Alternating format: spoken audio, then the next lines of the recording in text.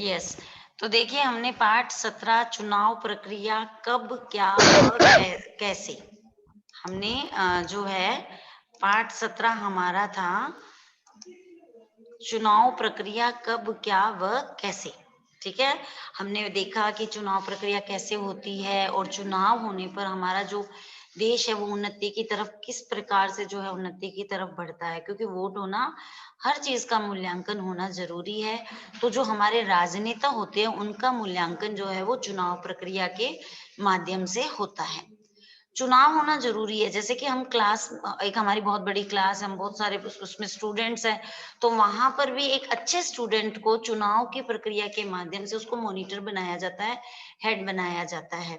तो उसी प्रकार से जो राजनीति में होते हैं, है ना? अलग-अलग दल होते हैं और उन दलों में से कौन-सा दल जो है वो बेस्ट है हमारे लिए, है ना? हम जो समाज में रहने वाले लोग हैं, हमारे देश के लिए, हमारे देश की उन्नति के लिए जो बेस्ट होगा, हम उसी को चुनाव में वोट दे करके जो है प्रतिनिधि चुनते हैं। तो इस प्रकार से कब होते हैं, कैसे होते हैं और क्या होता है, यह जो है हमने प्रश्नों का उत्तर जो है समझ लिया है।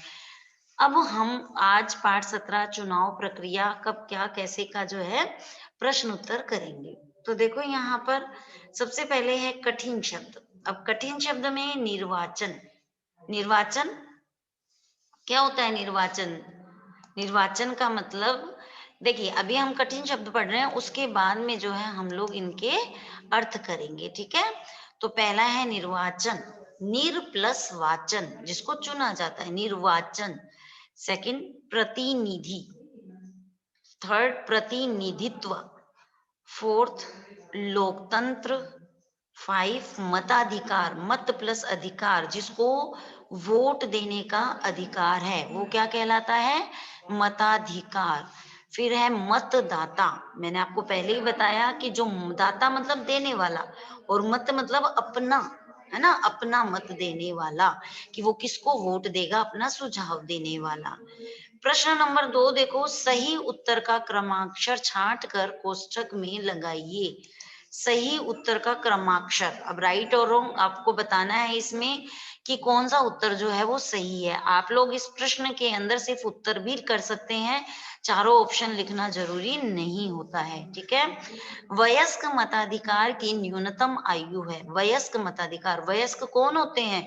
जो अभी अभी आयु में वृद्धि कर रहे हैं ना, छोटे से बड़े हो रहे हैं, शैशवा बाल्य इनसे निकल के, तो 18 वर्ष। अब आपको 18 वर्ष तो वैसे ही याद हो जाएगा, क्योंकि हमें जो गाड़ी वाहन चलाने का लाइसेंस है वो भी 18 वर्ष में मिलता है ना? और हमें वोट देना है तो वो भी 18 वर्ष में ही मिलता है, तो 18 वर्ष। ब देखिए, लोकतांत्रिक सरकार कहते हैं, लोकतांत्रिक सरकार किसे कहते हैं? लोग मतलब इस संसार में जो तंत्र है उसे चुनने किसके द्वारा चुनी जाती है? जनता द्वारा चुनी हुई लोकतंत्र सरकार कहलाती है। तो इसका उत्तर क्या हो गया? जनता द्वारा चुनी हुई। आप लोग प्रश्न का एबे नहीं लिख करके सीधा जो है उसका उत्तर भी लिख सकते हैं। प्रश्न नंबर 3 देखो, पाठ के महत्वपूर्ण प्रश्नों उत्तर। प्रश्न नंबर 1, दीपक ने दौड़ते हुए आकर दादाजी से क्या पूछा? तो हमने पढ़ा था ना संवाद, दादाजी से वो पूछता है तो क्या पूछा? दीपक ने दादाजी से उनसे मिलने वाले लोगों और चुनाव के बारे में पूछा। प्रश्न 2, दादाजी ने चुनाव के बारे में क्या बताया? उत्तर, यह बताया कि जनता अपना मत देकर अपने प्रतिनिधि को चुनती है। प्रतिनिधि, जिसके फेवर में आप वोट दोगे वो आपका प्रतिनिधि होता है, ठीक है? जैसे मान लो बीकानेर में अर्जुन राम मेघवाल जी खड़े हुए हैं, तो आप क्या करोगे? अगर आपका प्रतिनिधि वो है तो आप उनको वोट दोगे, अगर कोई और है तो आप उनको वोट दोगे। तो दादाजी ने, प्रश्न देखो, दादाजी ने चुनाव के बारे में क्या बताया? तो दादाजी ने क्या बताया चुनाव के बारे में? यह बताया कि जनता अपना मत देकर, अर्थात अपना वोट जो है वो देकर के प्रतिनिधि को चुनती है। प्रश्न अगला देखो, प्रश्न नंबर 3 की मतदान कौन कर सकते हैं? मतदान, जो मतदान मतलब अपना जो मतदान करते हैं, मतलब अपना वोट देते हैं, तो वो कौन कर सकते हैं? तो उत्तर देखो, 18 वर्ष की आयु पूरी करने वाले नागरिक मतदान कर सकते हैं। प्रश्न नंबर 4 देखो, जनता अपना प्रतिनिधि कैसे चुनती है? प्रतिनिधि कौन होता है? आप लोगों को मैंने बता ही दिया। तो देखो, जनता अपना प्रतिनिधि चुनाव में अपने मत देकर चुनती है। तो जिसको जितने ज्यादा वोट मिलते हैं वही क्या होता है, चुनाव में विजयी होता है। प्रश्न नंबर 5, वयस्क मताधिकार किसे कहा जाता है?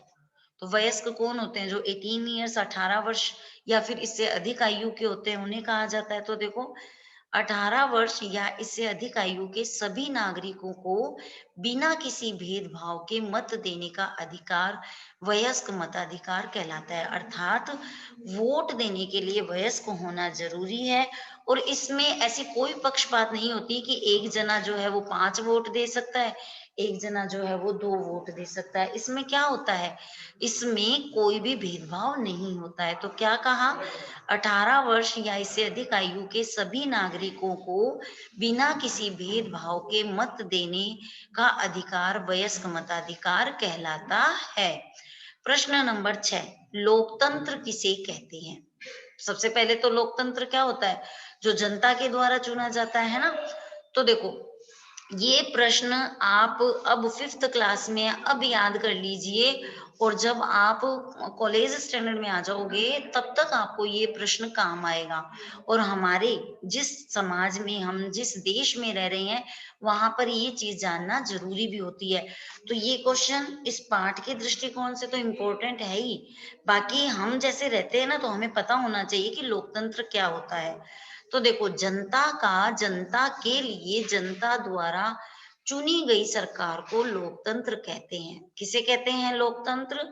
जनता का, जनता के लिए जनता द्वारा चुनी गई सरकार। 3 चीजें याद रखनी है आपको लोकतंत्र में, एक तो जनता का, दूसरा जनता के लिए, और तीसरा जनता द्वारा चुनी गई सरकार को लोकतंत्र कहते हैं। तो ये महत्वपूर्ण प्रश्न है, आप वैसे भी इसको याद कीजिए, तो ये आपके काम आएगा हमेशा के लिए। अब आगे देखो, प्रश्न नंबर 7, मतदाता सूची में अपना नाम कैसे दर्ज कराते हैं? मतदाता, जैसे कि अभी एक ने बताया कि इस प्रकार से हम अपना नाम जो है सूची में दर्ज कराते हैं। तो देखो, मतदाता जो वोट देते हैं वो अपनी जो लिस्ट होती है, वोट लिस्ट होती है, उसमें अपना नाम कैसे दर्ज कराते हैं, बताना पड़ेगा ना। ऐसे तो नहीं पता लगेगा कि ये 18 साल का हो गया है, अभी ये 15 साल का है, ऐसे तो नहीं है, हमें बताना पड़ता है। हमें हमारा जन्म प्रमाण पत्र जो भी है, हमारी जो आयु का प्रमाण पत्र होता है, वो सारे देने होते हैं, तभी तो पता लगेगा।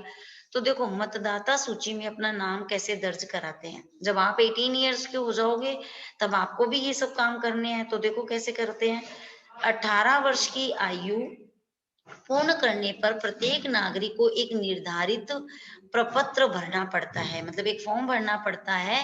यह प्रपत्र बूथ लेवल अधिकारी, हमने पाठ में पढ़ा था कि जो बूथ लेवल अधिकारी होता है, मतलब जो बूथ को पूरा ध्यान रखता है, एक ऑफिसर होता है, अधिकारी होता है, उसे हम लोग बीएलओ बोलते हैं, ठीक है, के पास जमा होता है। जांच के बाद उस व्यक्ति का नाम मतदाता सूची में दर्ज कर लिया जाता है। तो कुछ फॉर्मेलिटीज होती हैं जिसमें उसमें सर्टिफिकेट्स मांगे जाते हैं, है ना, और फिर वो जो अधिकारी होता है बूथ लेवल का, वो उन सब चीजों को चेक करता है, और चेक करने के बाद में उसका नाम जो है, उस व्यक्ति का नाम मतदाता सूची में दर्ज कर लिया जाता है।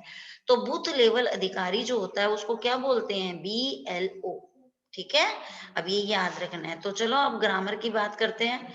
व्याकरण तो जरूरी है हिंदी में। तो देखो भाषा की बात, अब भाषा की बात में देखो, प्रश्न 1, प्र उपसर्ग लगाकर प्रपत्र शब्द बना है। आप भी प्र उपसर्ग लगाकर 4 नए शब्द बनाइए।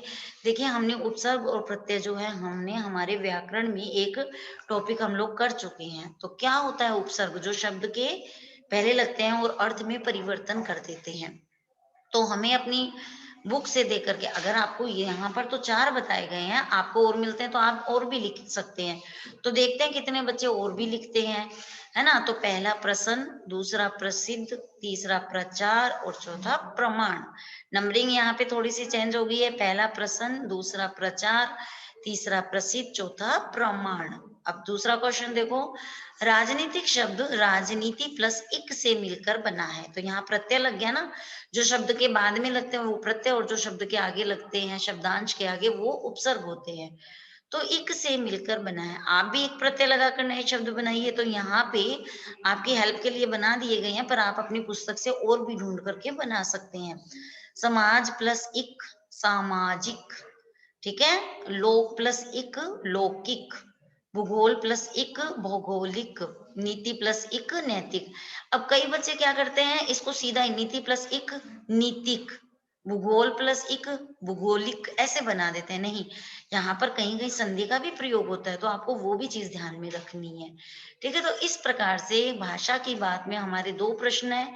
एक प्रश्न हमारा उपसर्ग से है, दूसरा प्रश्न हमारा प्रत्यय से है। उपसर्ग प्रत्यय आपको पूर्व में करवा दिए गए हैं, तो आज आप उसकी पीडीएफ निकाल के या कॉपी में जो है उसको देखिए कि उपसर्ग प्रत्यय क्या होते हैं, और कोशिश करना कि आप 4 की बजाय और भी अपनी चैप्टर में से निकाल सको।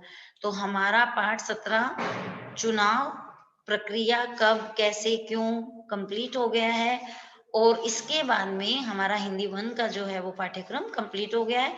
तो आप लोग अपना ये वाला जो चैप्टर है इसके पीडीएफ आपको सेंड कर देंगे, और आप लोग इसको पूरा जो है कर लेंगे।